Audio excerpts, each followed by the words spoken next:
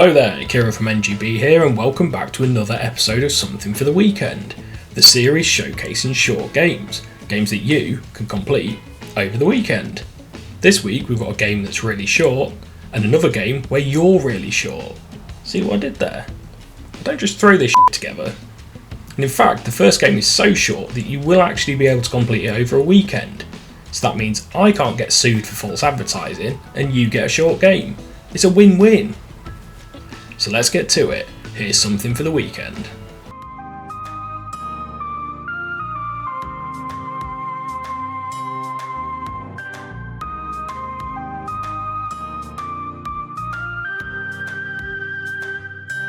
Venba travelled onto Switch, PC, PS5, Xbox One and Xbox Series consoles in 2023, and, well, to be honest, I've backed myself into a corner here. Venba is an incredible game based around a couple who decide to up and leave India to start a life in Canada.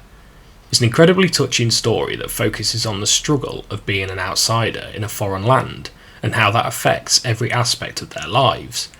It's also about culture and the worry of losing theirs in place of adopting a Western one. But why have I backed myself into a corner? Well, it's short. Very short.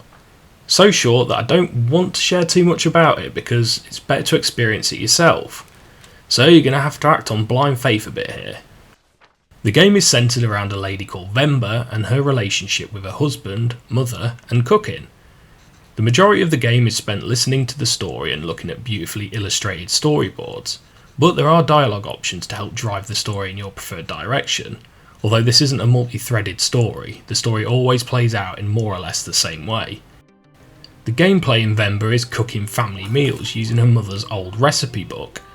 The book itself is damaged, so some of the recipes require a bit of guesswork, adding a very minor puzzle element to the mix. It's quite simple, but it doesn't need to be anything more. It's the perfect accompaniment to the wider story. You chop up ingredients, mix stuff and use fancy pots that someone like me, a serial consumer of pot noodles, has absolutely no clue about. All to make salivating Indian cuisine. Like, seriously, the food in this game looks so good. I know this is vague, but the game is short and I don't want to ruin it. I finished it in 90 minutes in, and I honestly couldn't stop playing it.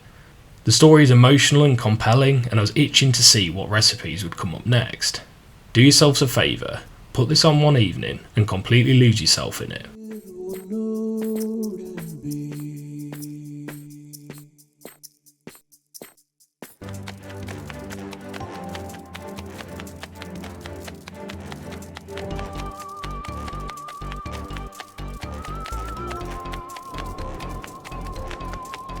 Tinykin teleported onto Switch, PC, PlayStation and Xbox consoles in 2022.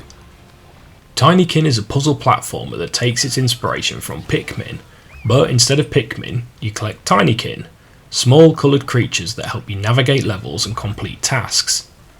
Red Tinykin explode when you throw them at objects, green stack together to create rudimentary ladders, pink Tinykin are strong and do the heavy lifting, yellow make bridges, and blue act as a conduit to pass electricity between objects.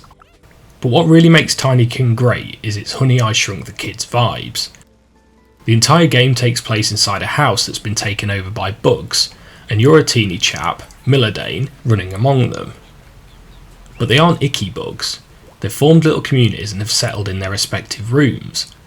The bathroom has skyscrapers formed of toilet roll, the kitchen has a sea of washing up sponges acting as crops and grasses, and the living room has its very own church.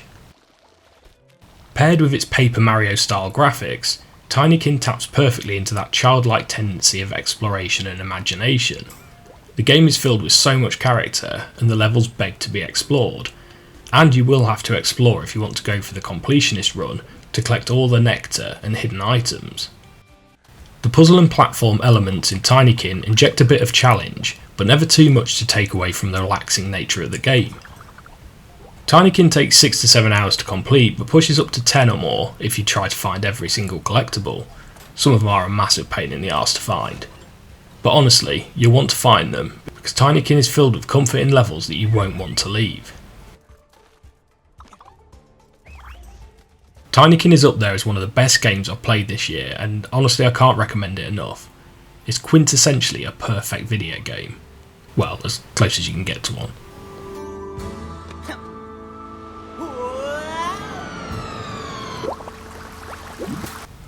There we are then, thank you very much for watching, and if you enjoyed that then please give it a thumbs up, drop a comment and share it with your friends.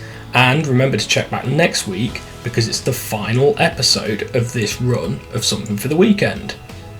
But for now, and until next time, goodbye.